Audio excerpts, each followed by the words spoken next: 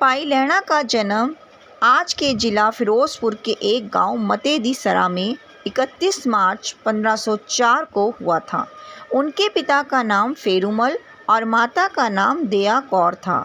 उन दिनों पंजाब का ये क्षेत्र मध्य एशिया की ओर से आने वाले आक्रमणकारियों से बुरी तरह पीड़ित था। आक्रमणकारी सेनाएं मार्ग में पड़ने वाले बस्तियों को लूटती और उजाड़ती हुई दिल्ली की ओर जाती थी। लैणा जी का जन्म स्थान मतेदी सरा भी इसी का शिकार हुआ। उनके पिता फेरूमल पहले संगर गांव में कुछ समय तक रहे, फिर खडूर नामक स्थान पर आकर अपना व्यवसाय करने लगे। लैणा जी का विवाह संगर गांव के साहूकार देवी चंद्र माराव की पुत्री खीवी के साथ सन 1521 में हुआ।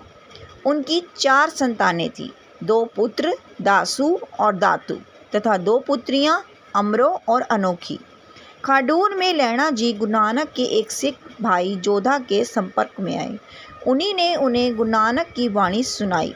भाई जोधा उनका नित्य पाठ करते थे। इस वाणी का जन्म पर गहरा प्रभाव पड़ा। भाई जोधा से उन्होंने गुरु नानक की बड़ी चर्चा सुनी। इसी कारण उन्होंने यह निश्चय किया कि इस बार जब से ज्वाला देवी की यात्रा के लिए जाएंगे तो मार्ग में करतारपुर में रुककर गुरु नानक के दर्शन करेंगे।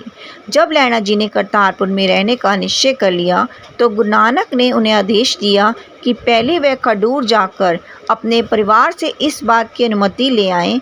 लैणा जी अपने गांव गए और परिवार के सभी सदस्यों को अपने निर्णय से अवगत कराकर करतारपुर वापस आ गए और अन्य भाव से सेवा में लीन हो गए।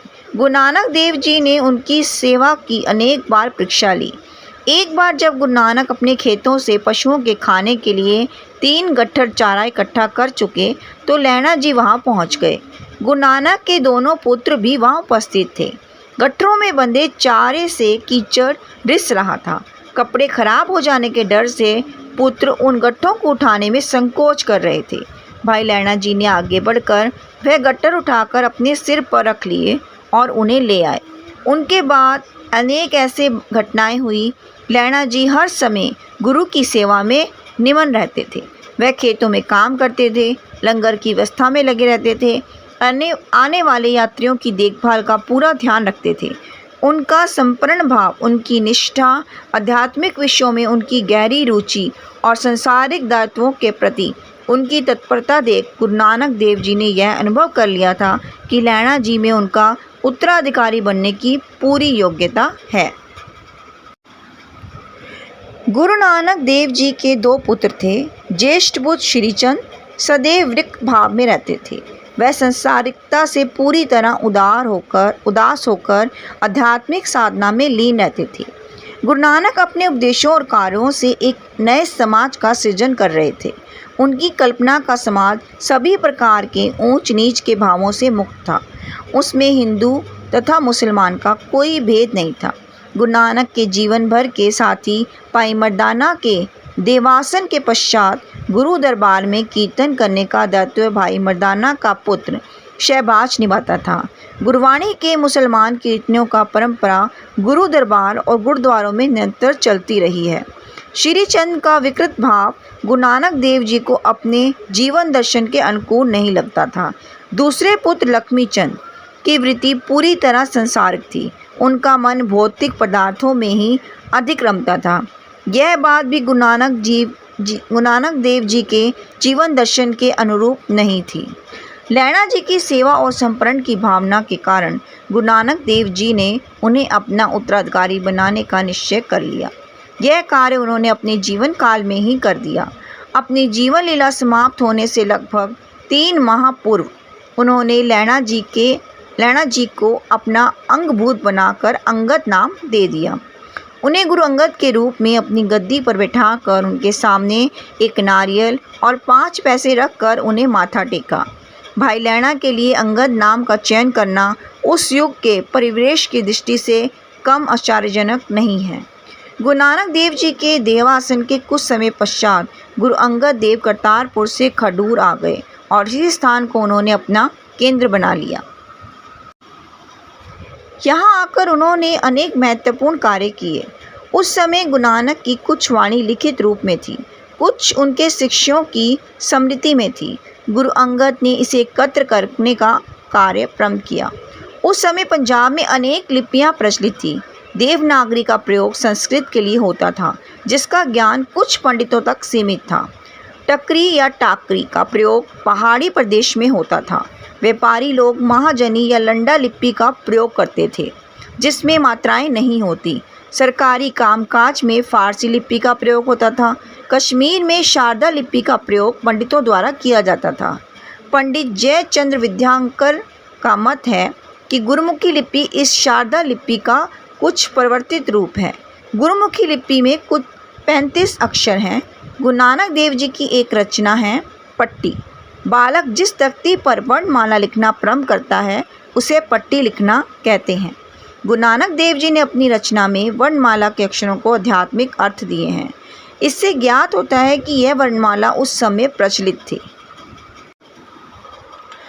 गुरु अंगद देव ने इस लिपि में आवश्यकता अनुसार कुछ सुधार किए और गुरु नानक देव जी तथा उनके द्वारा संग्रहित अन्य संतों की रचनाओं को पंजाब में शारदा लिपि के प्रचलित रूप में लिखवाने का कार्य प्रारंभ किया।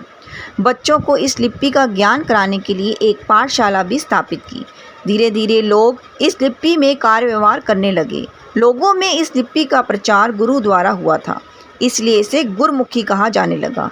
गुरु अंगद देव गुरु नानक देव और उनके जीवन के अंतिम वर्षों से मिले थे।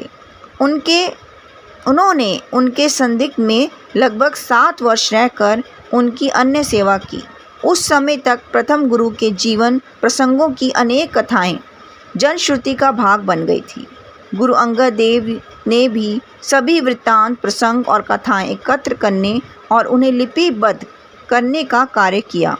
गुरु नानक देव जी के बाल सखा बाला संधू ने अपनी पहली जन्म साखी लिखी।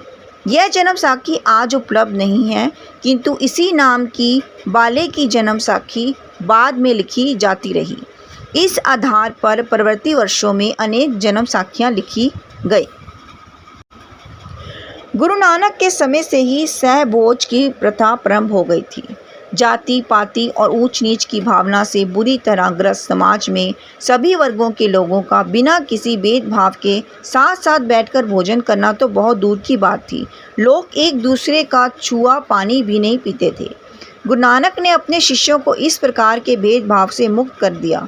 अपनी यात्राओं में उन्होंने नीच समझी जाने वाली जातियों के लोगों का आतिथ्य ग्रहण किया और खान पान में हिंदू मुसलमान ऊंच नीच का भेदभाव दूर करने का प्रयास किया। गुरु अंगद देव जी ने लंगर की प्रथा को अपनी गतिविधियों में प्रमुख स्थान दिया। इस कार्य में उनकी सहायता उनकी पत्नी खीवी थी। माता खीवी की देखरेख में सारा लंगर बनता था और खडूर आने वाले श्रद्धालुओं को बड़े प्रेम से खिलाया जाता था।